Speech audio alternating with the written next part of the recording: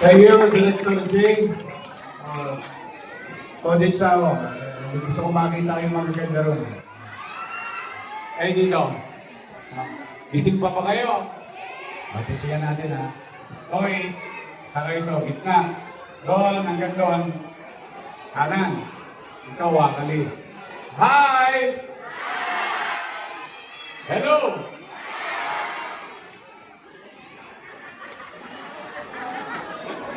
Pwede na. Ito, saka dito. Hi! Hello! Mas malakas kayo. Paano kaya kayo dyan?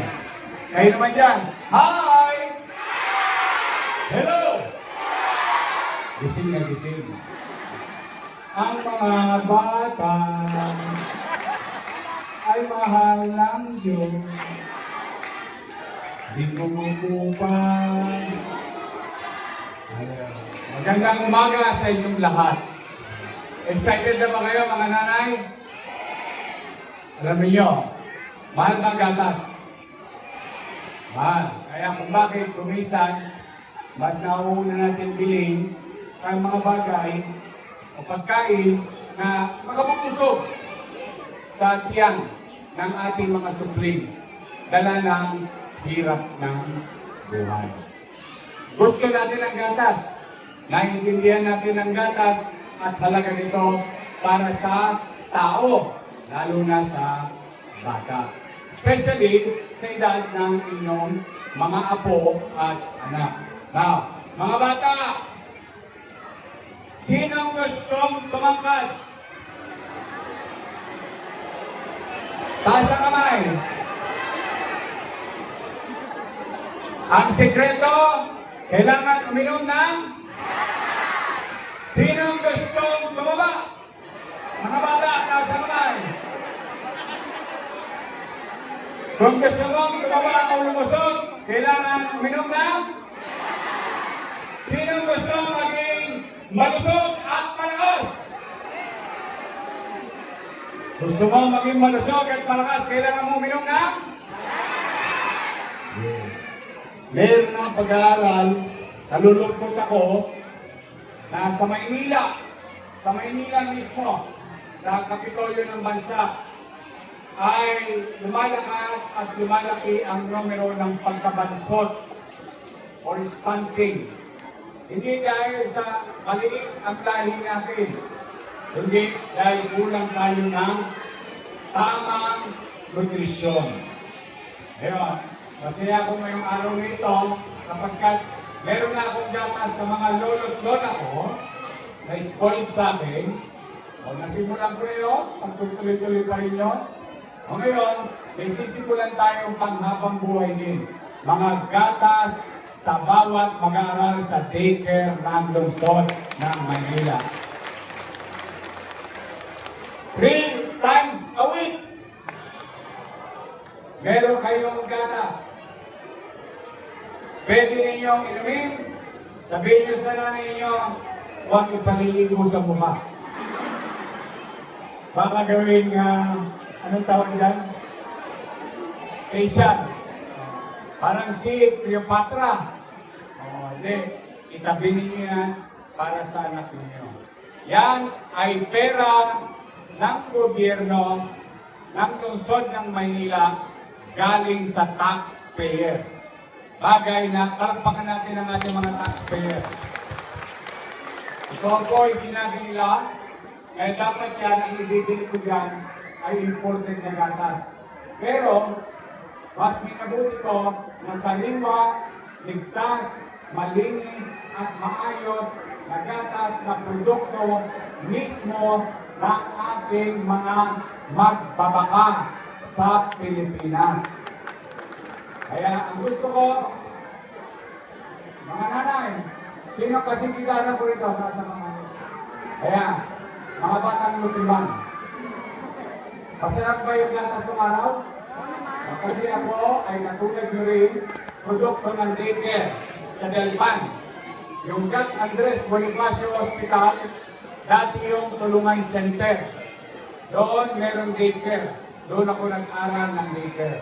at sa Rosario Almario Elementary School ako nag-aral. Noong araw, meron kami Nutriban at Clean. Powder milk. Clean. Baliktari ko lang. Milk. Yun ang binibigay sa amin. Kaya kung bakit, mga bata, matitigas ang buto namin. Ang bilis namin tumaas at tumangkad. Mabilis kaming lumaki. Dahil sa ginagawa ng pamahalaan at that time, national government. But this time, ang inyong lungsod ng Maynila ang gagawa. 3 buwan. At pag nag-expire 3 buwan, tira tayo ulit ng 3 buwan. Kahit wala tayong pera, maghahanap ako ng pera para lang lumusod ang mga batang Maynila. Sa tulong ng mga kusyal natin na nandito, at saka yung isa natin kusyal, kilala niyo ba yung anak ng ex-girlfriend ko? Si Joaquin, nandito si Joaquin, si Irma, Junior, Ibay, Ian, Taga, nandito, yan, kompleto. At tapos nandito yung representative ng ating congressman, Ernix Dionisio. Ang ating vice mayor, ang partner natin sa kooperatiba, at MXD, at saka ating MSW, no? At NDA. Nandito rin ang hininga natin ng gabay. Ang ating DOH partner. Palagpakan natin ang ating DOH. So mga bata, sino gusto ng gatas? Promise? Iinumin ninyo? Talaga? Araw-araw kasi gusto ko, mga bata, malusog kayo at tumangkad kayo agad. Pag malaki na kayo, pwede na agad mag-elementary. Sino gusto mag-grade 1? Grade 2? Sino gusto maging engineer? Maging doktor? Lawyer? Kita ninyo? Ayan, pinagpapasalamat din natin. Mga nanay, tatay, palagpakan natin ang ating mga chairman. Ano? Tingnan niyo si Alfonso, puro gatas ang tinira niya.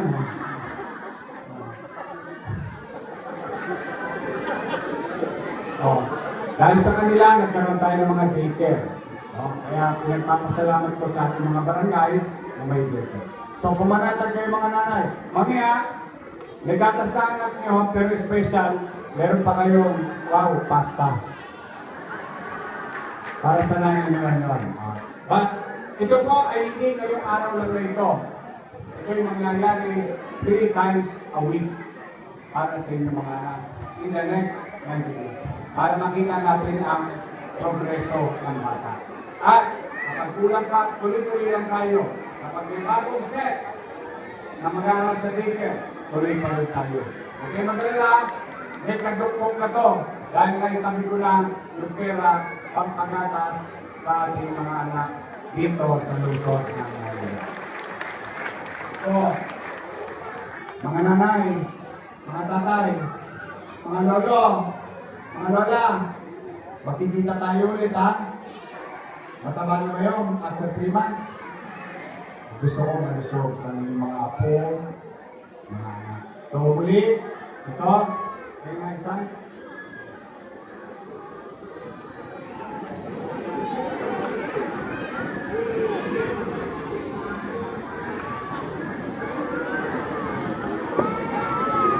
It's your milk.